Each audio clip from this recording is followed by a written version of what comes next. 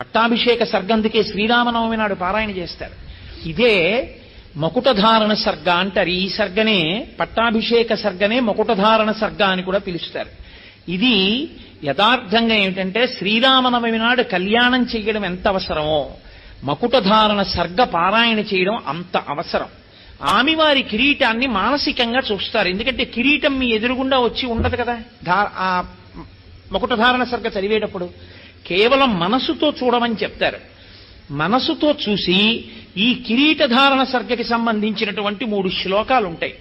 ఈ 3 శ్లోకాల్ని అందరితోటి చెప్పిస్తారు ఒకసారి. మిగిలిన సర్గ ఎవరు వచ్చి దాన్ని ప్రవచనం చేస్తున్నారో ఆయన ఆ సర్గనంతటినీ చెప్పేస్తారు. కానీ శ్లోకాలు మాత్రం అందరితోటి చెప్పిస్తారు.